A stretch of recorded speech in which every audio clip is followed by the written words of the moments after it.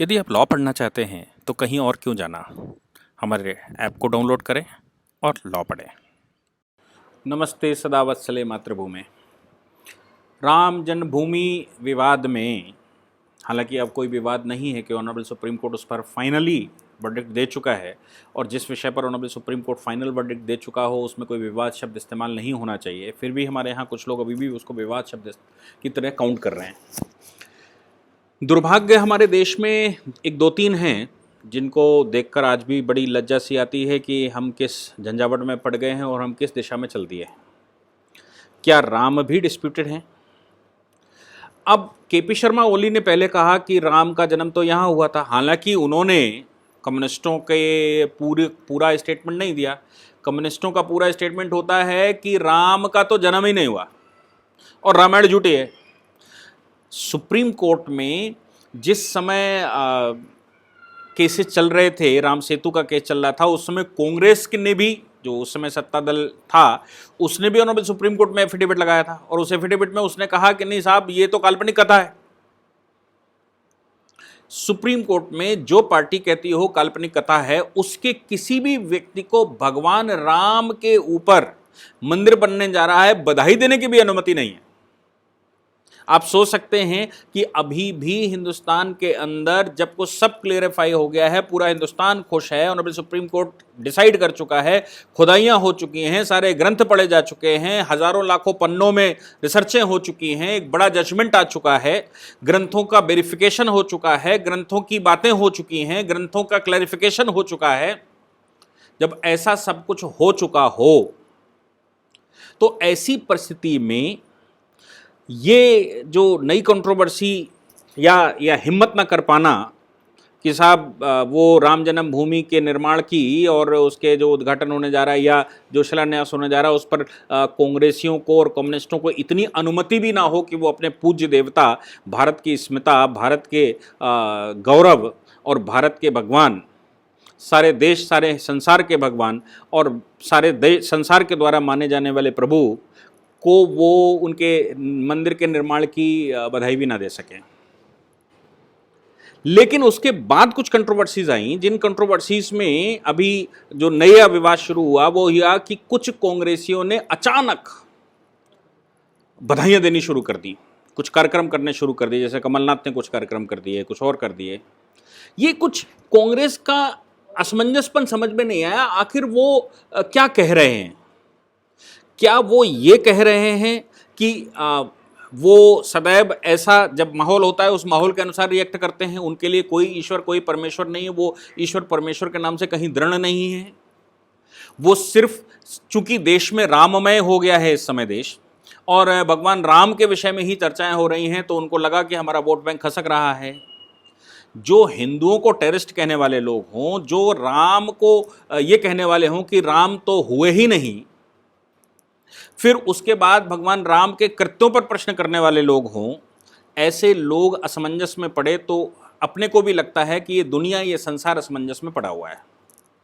ये दुनिया संसार तो असमंजस में नहीं पड़ा, लेकिन एटलीस्ट कांग्रेस असमंजस में पड़ी हुई है। और उन्होंने ये अचानक कहना शुरू कर दिया कि हम कभी राम विरोधी नहीं थे क्योंकि राजीव गांधी ने राम मंदिर का ताला खुलवाया था। इससे बड़ा झूठ क्या कोई हो सकता है कि राम मंदिर का जो ताला लगा हुआ था वो आपके नाना की सरकार में, यानी कि राजीव गांधी के नाना के सरकार के समय पर ताला लगाया गया था और राजीव गांधी ने ताला खुलवाया। लगाया तो उनके समय पर गया था, इसमें कोई शक नहीं है। जब पाकिस्तान बन चुका था तो हिंदुस्तान में राम मंदिर के डिस्प्यूट खत्म कर लेने थे, ये उस समय की सरकार की जिम्मेवारी बनती है, क्योंकि उत्तर प्रदेश का मुसलमान अलग भूमि लेकर पाकिस्तान जा चुका था और उसने पाकिस्तान को अपनी लैंड बना लिया था। तो हिंदुस्तान में कैसे बचे? जब पाकिस्तान में सारे मंदिर तोड़ दिए गए, पाकिस्तान में मंदिर खत्म कर दिए गए, तो हिंदुस्तान में किस आधार पर उस मंदिर को इस तरह से काउंट किया गया? यह विषय पूछने लायक है, लेकिन उसका इतिहास भी उनको पता होना चाहिए। वो टेंपल का जो गेट है, जो ताला है, वो राजीव गांधी ने नहीं खुलवाया था। राजीव गांधी की सरकार के समय पर वो खुला था। यह फैक्ट है कि जिस समय वो ताला खोला गया था उस समय राजीव गांधी की सरकार थी। यह संभव है कि ताला खोलने में वो साक्षी रहे हों, लेकिन ताला खोलने के बाद अगर आप वाकई में ऐसा करना चाहते तो आपको क्या करना था? अगर हम मान लें कि आप भगवान राम के मंदिर के निर्माण के पक्ष में थे उस समय की कांग्रेस या राजीव गांधी, तो फिर उनको उस समय वो डिस्प्यूट सॉल्व कर देना था, उनको कोर्ट के केस में एफिडेविट लगाकर बता देना था ये राम का मंदिर है, इस मंदिर में भारत सरकार का क्या रोक है। ऐसा नहीं हुआ। हुआ क्या कि जिस समय उस समय की फैजाबाद, आज अयोध्या जिसको कहते हैं, उस समय की फैजाबाद कोर्ट में केस चल रहा था। कोर्ट ने आदेश दिया था राम भक्तों को कि आपको पूजा करने का अधिकार है और इसका ताला खोल दिया जाए। सरकार को डायरेक्शन दी गई थी कि इसका ताला खोल दिया जाए, और सरकार धूर्तता में ताला नहीं खोल रही थी। मैं आपको फिर से बताता हूं, कोर्ट का आदेश था ताला खोल दिया जाए। कोर्ट के ताला खोलने के आदेश को सरकार इंप्लीमेंट नहीं कर रही थी, लेकिन उसी बीच में एक कंट्रोवर्सी आ गई। उस कंट्रोवर्सी में सरकार फंस गई। उस फंसने में कोर्ट के ऑर्डर को इंप्लीमेंट करवाने के लिए सरकार तैयार हो गई। क्या हुआ था? उस समय शाहबानो का जजमेंट आया 1986 में, और शाहबानो का ऑनरेबल सुप्रीम कोर्ट का जजमेंट आया। उसमें उसने एक तो डायरेक्शन दे दी कि यूनिफॉर्म सिविल कोड होना चाहिए। दूसरी बात वहां पर ऑनरेबल सुप्रीम कोर्ट ने जो कह दी, वो ये कह दी कि भैया इस वाले ये जो शाहबानो है, इसका हिंदू मुस्लिम से अलग हिंदुस्तान में रहने वाली हर एक महिला जिसका विवाह हुआ हो उसको कॉम्पनसेशन लेने का अधिकार है, उसको मेंटेनेंस लेने का अधिकार है, और ये मेंटेनेंस भारत के कॉन्स्टिट्यूशन ने प्रोवाइड किया हुआ है। इसलिए भारत में दो महिलाओं के बीच में भेद नहीं किया जा सकता, हिंदू और मुसलमान में भेद नहीं किया जा सकता। अब इस पर मुस्लिम कम्युनिटी ने पूरे देश में प्रोटेस्ट करना शुरू कर दिया, और पूरे देश में जब बहुत सारे प्रोटेस्ट हुए मुस्लिम कम्युनिटी के, तो राजीव गांधी ने उस समय women protection act, women marriage protection act लागू कर दिया 1986, और उस प्रोटेक्शन एक्ट में कह दिया इद्दत के समय तक महिला को मेंटेनेंस का अधिकार है, या पुरुष मेंटेनेंस उसको देगा। जब उस जजमेंट को पलटने की कोशिश की राजीव गांधी सरकार ने मुस्लिम वीमेंस एक्ट बनाकर, उसके विरोध में हिंदू संगठन आ गए, और हिंदुस्तान में यूनिफॉर्म सिविल कोड की वॉइस उठ गई। और जब हिंदुस्तान में हिंदू यूनिफॉर्म सिविल कोड की आवाज उठ गई, और हिंदू संगठन या हिंदू इस बात के विरोध में आ गया कि आप अपीसमेंट की पॉलिसी क्यों अपना रहे हैं, तो अब हिंदुओं को कैसे खुश किया जाए?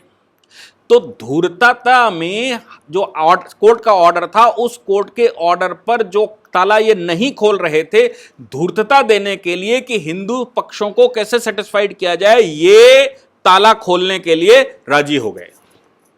अगर ये ताला ना खोलते तो क्या होता? तो फिर कंटेम्प्ट ऑफ कोर्ट जाना था। कंटेम्प्ट ऑफ कोर्ट में सरकार के खिलाफ आदेश होता, क्योंकि इस केस में ऑलरेडी कोर्ट ऑर्डर ताला खोलने का कर चुका था, राम भक्तों को वहां पर पूजा पाठ दर्शन करने की अनुमति दे चुका था। तो यह सरासर झूठ कि राजीव गांधी ने राम मंदिर खुलवाया, यह गलत है। राजीव गांधी ने राम मंदिर का ताला नहीं खुलवाया। राम मंदिर का ताला फैजाबाद की कोर्ट के आदेश पर हुआ, जिसमें यह केस चल रहा था। राम मंदिर का ताला इन्होंने खोलने के लिए तैयार नहीं हुए, ये धूर्तता दे रहे थे, और शाहबानो का केस आया। उस केस के परिणाम स्वरूप इनको वो ताला खोलकर हिंदुओं को सेटिस्फाई करना पड़ा, और ये बताना पड़ा कि हम तो आपके हैं। नहीं तो जो राजीव गांधी क्रिश्चियनिटी स्वीकार कर चुके हों अपने विवाह के टाइम पर, अपना नाम बदल चुके हों, वो राजीव गांधी किस दृष्टि से भगवान राम के भक्त हो गए? तो ये सारा गेम पॉलिटिक्स का था। जैसे कभी कांग्रेस जब जिस समय सत्ता में थी 2004 से लेकर 2014 में, तब हिंदू आतंकवाद बता रही थी, और ये सब भगवा आतंकवाद बता रही थी। और जब हिंदू में माहौल हो गया 2019 के चुनाव में, 2014 के चुनाव के बाद, तो 2019 में एक भी मस्जिद में कहीं रोजा इफ्तार करने राहुल गांधी नहीं गए, लेकिन मंदिर मंदिर दर्शन करते घूमे। क्यों दर्शन मंदिर मंदिर करते घूमे? इसलिए करते घूमे क्योंकि वोट चाहिए। इनको कोई मतलब नहीं है कि ये देश में क्या चल रहा है, देश की अस्मिता कहां है, देश का गौरव किसमें है, देश के पूज्य कौन है, देश का आधार क्या है, देश का इतिहास क्या है। देश किस दिशा में चलता है और देश किसको पूछता है, इससे इनको कोई लेना देना नहीं है। इनका एक उद्देश्य है कि वोट कहां से निकलता है, क्या हिंदुओं को गाली देने से वोट निकलता है, या राम मंदिर का फेवर करने से वोट निकलता है, या राम मंदिर का विरोध करने से वोट निकलता है। ये एक्सपेरिमेंट करते रहते हैं, स्टडी एंड ट्रायल। तो ये ट्रायल करते रहते हैं कि ट्रायल में देखते रहते हैं कि वाकई में माहौल किधर जा रहा है, और जैसे ही लगता है कि नहीं इससे हमारा वोट खसक जाएगा तो पलटी मारकर बोलना शुरू कर देते हैं। इनका कोई ईमान नहीं, कोई धर्म नहीं, कोई व्यवस्था नहीं, कोई इनकी पॉलिसी नहीं और कोई इनकी दिशा निर्देश नहीं। इनकी एक दिशा कि सत्ता में कैसे आए और सत्ता में आने के बाद सत्ता को कब्जा कैसे किया जाए, इनकी सिर्फ एक पॉलिसी है। मुझे लगता है कि ये हम सभी हिंदुओं को, हिंदुस्तान के एक एक व्यक्ति को ध्यान में रखना चाहिए। भगवान राम केवल एक कम्युनिटी के नहीं, पूरे संसार के राम हैं, पूरे संसार के तारणहार हैं, पूरे संसार को खेने वाले हैं, इस संसार को चलाने वाले राम हैं। इसलिए मुझे लगता है ये जो झूठ बोलने की कोशिश की जा रही है कि राजीव गांधी ने ताला खुलवाया, मैं उसको क्लियर करने में सफल हुआ। आप चाहें तो वो ऑर्डर भी देख सकते हैं और आप विभिन्न वेबसाइटों पर जाएंगे, थोड़ी सी रिसर्च करेंगे तो आपको मिल जाएगा कि उस समय फैजाबाद कोर्ट का ये आदेश था। धन्यवाद।